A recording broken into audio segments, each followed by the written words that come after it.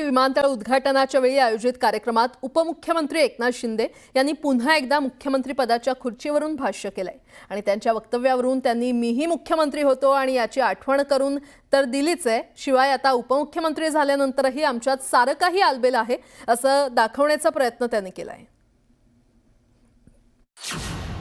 महायुतीत एक पायलट, दोन को पायलट। आता देवेंद्रजी पायलट आहेत, आम्ही दोघं को पायलट आहोत।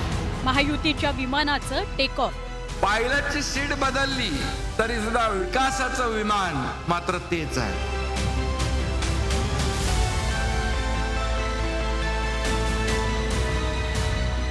अमरावती विमानतळ उद्घाटनाच्या कार्यक्रमात एकनाथ शिंदे यांनी जोरदार फटकेबाजी केली।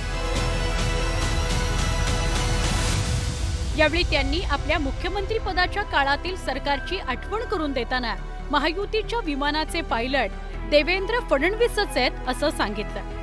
महायुतीचं सरकार आलं त्यावेळेस 2.5 वर्षापूर्वी आपण पाहिलं या महाराष्ट्रामध्ये अनेक प्रकल्प बंद पडले होते, अनेक योजना बंद होत्या, विकास ठप्प होता आणि त्यावेळेस खऱ्या अर्थाने विकास आणि कल्याणकारी योजनांचं टेक ऑफ झालं आणि तेव्हा विमानाचा पायलट मी होतो, देवेंद्रजी आणि अजितदादा को पायलट होते।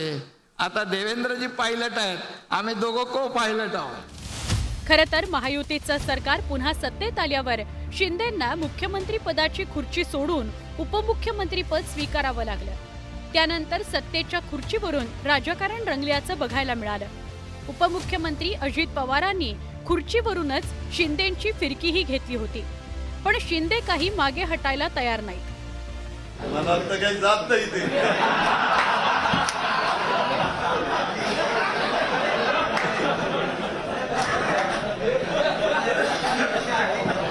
बदल झाले असली तरी टीम तीच आहे। पायलटची सीट बदलली तरी सुद्धा विमानाचं विकासाचं विमान मात्र तेच आहे।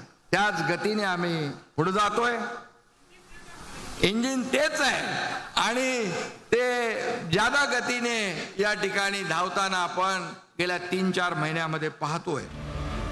विधानसभा निवडणुकीत सर्वाधिक आमदार निवडून आल्यानं महायुतीच्या सरकारचा खुंटा बळकट आहे, पण तरीही या सरकारमध्ये सातत्यानं नाराजी नाट्याची चर्चा रंगतेच रंगते।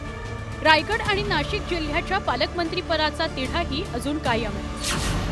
सरकार स्थापनेवेळी वजनदार खात्यांवरून नाराजीची चर्चा रंगली होती।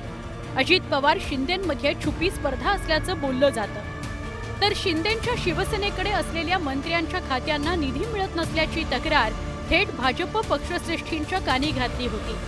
इकडं नाशिक आणि रायगडच्या पालकमंत्री पदावरूनही तिढा कायम आहे। काही दिवसांपूर्वी एसटी कामगारांच्या पगारावरून सरनाईक आणि दादांमधील सुंदोपसुंदी चव्हाट्यावरच आली, तर अजितदादांच्या अर्थ खात्यात आर्थिक सल्लागाराच्या नियुक्तीची राजकीय वर्तुळात चर्चाही रंगली। या पार्श्वभूमीवर शिंदेंच्या त्या वक्तव्याला वेगळं महत्त्व प्राप्त झालं होतं। एकीकडे शिंदेंनी फडणवीसांना पायलटची उपमा दिली, तर दुसरीकडे फडणवीसांनी आपल्या भाषणातून जोरदार बूस्टर दिला। केवल डबल इंजन की सरकार नहीं, हमारी डबल इंजन विद डबल बूस्टर सरकार है। 2 इंजन भी और 2 बूस्टर भी साथ में है, इसलिए बहुत तेजी से हमारी सरकार चलती है और हम तीनों मिलकर इस महाराष्ट्र को आगे ले जाने का प्रयास कर रहे हैं, महाराष्ट्र को विकसित महाराष्ट्र में परिवर्तित करने का प्रयास कर रहे हैं। महायुतीच्या सरकारला सत्तेत येऊन 4 महिने उलटले, पण या काळात महायुतीतील प्रमुख पक्षात या न त्या कारणावरून धुसफूस सुरूच आहे। त्यावर या प्रमुख नेत्यांनी एक प्रकारे पडदा टाकण्याचा प्रयत्न केला।